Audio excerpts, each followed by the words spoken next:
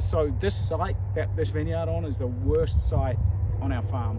It has the worst soil, the poorest drainage, it's the coldest, and everything gets tested here. And if they survive this, we can put them somewhere nice.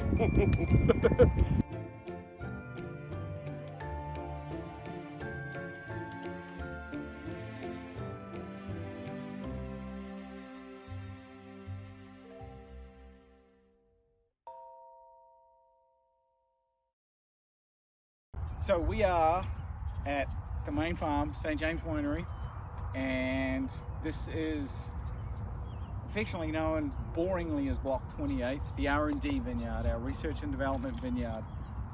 And in the past, it was a little bit hit and miss in here. We had varieties that we planted for other people, other organizations, and 4 years ago I made a decision to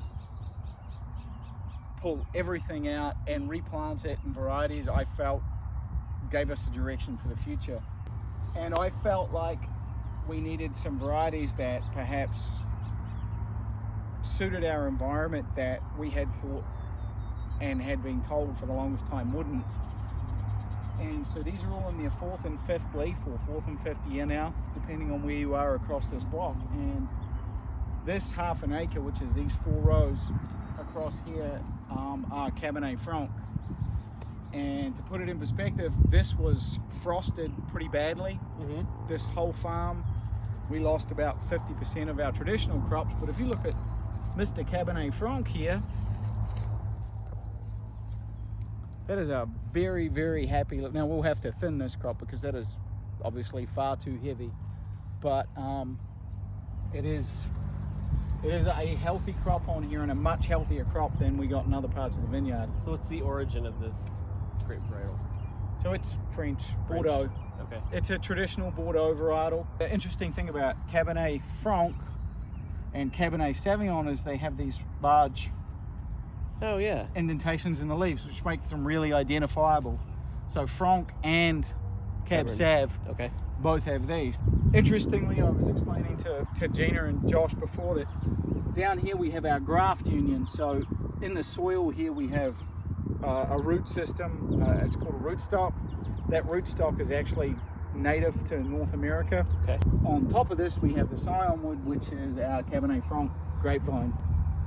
And the reason we do that is A, to try and match the soil type, but also for resistance to nematodes and phylloxera. And so what's the rootstock? In here, this is 10114 on here. Okay. So I have 10114, 3309, and so you've tried 5BB on different rootstock per row. Yeah, different rootstock per row. So essentially there's a half an acre in these rows. There's only 3 rows. I pulled the 4th one out because the rootstock didn't work. But so we're back to half an acre. So we have all of these in here, and they're all performing well, which means we might actually do that when we plant. We might do mass selection, throw them in the air and plant them out, because I think you get different flavors and slightly different ripening times and different vegetative growth cycles.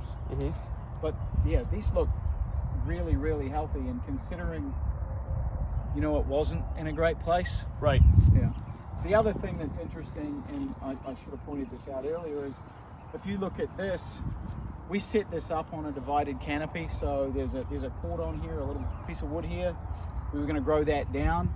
We were going to grow this up kind of in a hybrid Scott Henry sort of, our version of it that we found that works. The only issue is all of our vineyards are mechanized. Like, as the hand crew comes through and does touch up, and they're very good at that. They're the plastic surgeons of the vineyard. Right.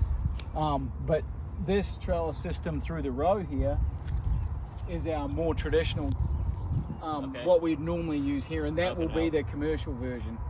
Gotcha. And it's on one single high wire, and the reason we do that is to get it up out of the frost zone when it's cooler in the spring. So still in Block 28, just a little further down the hill, and this robust little puppy here is Dornfelder, which is German, yeah. It's like the Lederhosen of the vineyard.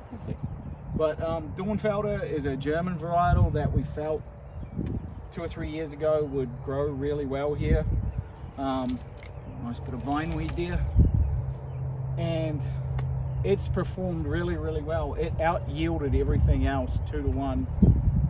And to be honest, in the first year we did this, we didn't pay a lot of attention to yield. It was, okay, will you survive the winter? Can you consistently produce a crop? And can you get ripe consistently? Dornfelder, Cabernet Franc up the hill, Zweigelt Kleber, which is in the next couple of rows behind us here, and then the Auxerrois, which is an Alsatian white at the top of the hill, are the 4 that survived this year. We have 6 new varietals that we replaced the failed experiments with. Okay. We really lost our way with our R&D program. For the longest time, we were just focused on the varietals we were growing and trying to improve those. And yeah, I think we've sort of come back to it. I don't know if anyone meditates, but it's like when you meditate and they talk about breathing and you focus on the in and the out and the in and the out, and then you start thinking, you drift about what's going on in your world that day. Eventually you come back to it and you start breathing in and out. And I feel like the Vineyard's the breath for our wine. It's the meditation for the wine. It's what makes it. And this is the start of it. So we've planted, this is again half an acre of this. We've actually planted another half an acre next to this. And between this, the Cabernet Franc, and the Dornfelder, the plan is over the next 2 years to plant about 6 or 7 acres of these varieties between them and actually make them commercially viable for us. This is pretty exciting in that this, the Cab, the Zweigelt, and the Auxerrois, as I said, we didn't pay enough attention to, but we do that, you know, with some cautious abandonment, I guess. We do it on purpose so that if we have a bad year commercially and we get our focus dragged somewhere else, can they survive on their own? Right. And so far, so good. I mean, they look good. The plants look healthy. Well, I mean, it's a pretty crowded household, right? So you got to be a pretty strong child to survive. Yes, you're battling for attention Right. all the time in here. So what's kind of the flavor profile of the Dornfelder? I'm not super familiar with that. Our Dornfelder from last year is ripe red plums, some cherry, and then a little bit, it starts to head off, for me, a little bit into that sort of that raspberry, strawberry realm, just at the finish, and I think that's the acid profile in the varietal. I really like the leather in it. That's why I always joke about this variety has lederhosen. It just comes with lederhosen. It has some leather in the finish, and it's nothing we did. It's just it has a propensity to do that. And I love that plum flavor profile. And you and I have discussed numerous times that I'm a fan of vintage variation. People are so afraid of it, and I'm not, obviously. Sometimes to my detriment and our detriment, but I think that vintage variation needs to be real, and we all need to understand that we're farming and this is nature.